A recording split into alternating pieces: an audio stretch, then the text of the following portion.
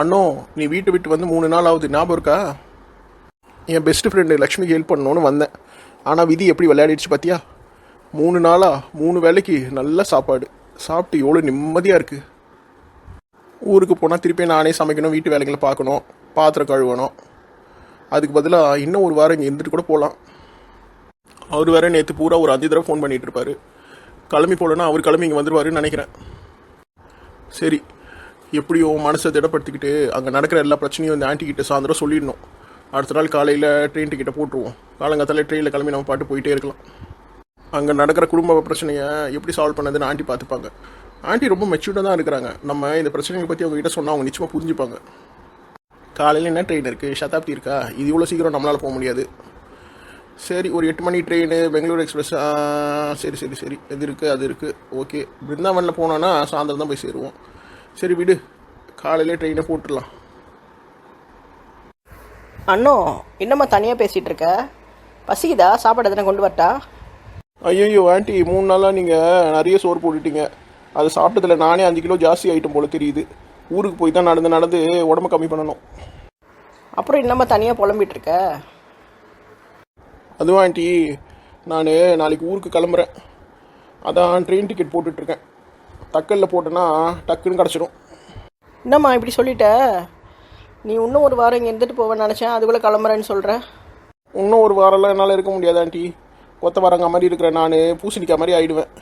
நான் உங்ககிட்ட ஒரு பிரச்சனையை பற்றி சொல்ல தான் வந்தேன். அதை விட்டுட்டு இங்கே வேண்டாத வேலையெல்லாம் பார்த்துட்டு சாப்பிட்டுட்டு சுற்றிட்டு இருக்கேன்.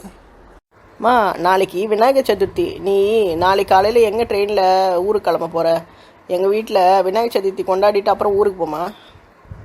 அட ஆமாம், இல்லை நாளைக்கு விநாயகர் சதுர்த்தியா? அட ஆமாம்மா, நாளைக்கு கொழக்கட்டையிலேருந்து சீடையிலேருந்து நிறைய பலகாரங்க வீட்டில் பண்ணிகிட்ருப்பேனே. நீ இருந்தால் எனக்கும் கொஞ்சம் ஹெல்ப்பாக இருக்கும்ல. அச்சோ, அதை நான் மறந்தே போயிட்டேனே. ஆமாம், பண்டிகை வருது. நீங்கள் எதுவுமே போய் கடையில் வாங்கின மாதிரி தெரியலையே. அரிசி மாவு, எள்ளு எல்லாம் வாங்கி வச்சுட்டிங்களா?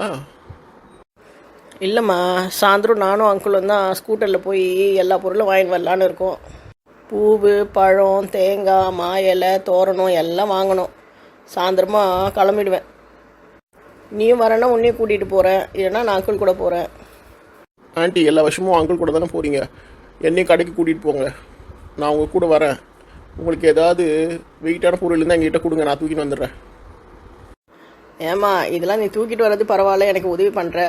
இருந்தாலும் நீ மனசில் நீ என்ன இந்த ஆண்டி இவ்வளோ வேலை விட்றாங்களே, நம்ம என்ன இவங்களுக்கு வேலைக்காரங்களான்னு நினச்சிக்க போகிறேன். அப்படிலாம் ஒன்றும் இல்லை ஆண்டி. 3 நாளாக வீட்டிலே தானே இருக்கேன். எனக்கும் போர் அடிக்குது. வெளியே போயிட்டு 4 மூஞ்சிகளை பார்த்தா தான் எனக்கும் நிம்மதியாக இருக்கும். கடைங்களுக்கும் போய் ரொம்ப நாள் ஆச்சு. இன்னும் நல்லா விற்கிதோ எல்லாம் வாங்கி வந்துடலாம், வாங்க. அட ஆமாம், கேட்க மறந்துட்டேன். உங்கள் வீட்டுக்காரர் ஊரில் தனியாக தானே இருப்பார். அவர் எப்படி இது பண்டிகையை கொண்டாடுவார்? அவர் எங்கே கொண்டாடுறாரு? காலையிலானா போலீஸ் ஸ்டேஷன் போயிட்டு நைட்டு தான் வருவார். நான் எல்லாத்தையும் சமைச்சு வீட்டில் வச்சேன்னா சாயந்தரம் வந்து முக்கிட்டு போவார். அது மட்டும் இல்லாமல் உங்களை மாதிரி எங்கள் வீட்டு பக்கத்துலேயே ஒரு சூப்பர் ஆண்டி இருக்காங்க. அவங்க எதனா ஒரு பண்டிகைன்னா போதும், எல்லா பலகாரமும் கொண்டு வந்து எங்களுக்கு கொடுப்பாங்க. நாங்கள் அதையே நைட்டு சாப்பிட்டுட்டு டிஃபன் கூட சாப்பிடாம படுத்து தூங்கிடுவோம். ஏம்மா, நீ வீட்டில் சமைக்கவே மாட்டியா? யாராவது சமைச்சாங்கன்னா நீயே போய் ஷேர் பண்ணிப்பியாம்மா? பார்த்தீங்களா, சந்திரி சாகில் என்ன கிண்டல் பண்ணுறீங்க. நாங்கள் 2 பேர் தான் ஆண்டி இருக்கிறோம், அதனால் எங்களுக்கு ஒரு பிரச்சனையும் இல்லை. நாங்கள் ஏதாவது சமைச்சு சாப்பிட்டுப்போம், இல்லைனாலும் எப்பயாவது ஹோட்டலில் வாங்கி ஷேர் பண்ணிப்போம். சரி, இன்றைக்கி நான் டிஃபன் பண்ண போகிறேன். உனக்கு என்ன வேணும்னு சொன்னேன்னா சமைச்சு கொண்டு வந்து கொடுத்துருவேன். உப்புமாவை தவிர வேறு எது இருந்தாலும் நான் சாப்பிடுவேன் ஆண்டி, அதை மட்டும் தயவு செஞ்சு பண்ணிடாதீங்க. ஏம்மா, உப்புமா மேலே என்னம்மா கோவம்? எனக்கு பிறந்ததுலேருந்தே அது மேலே ஒரு வெறுப்பு ஆண்டி. அதை தவிர வேறு ஏதாவது பண்ணுங்கள். உப்புமா எதிர்ப்பு பண்ணுறோன்னு ஒன்று வச்சாங்கன்னா அதில் நான் தான் தலைவியாக எலெக்ட் ஆவேன். அந்த அளவுக்கு எனக்கு உப்புமாவை கண்டாலே ஆகாது. கேசரி சாப்பிடுவியாம்மா?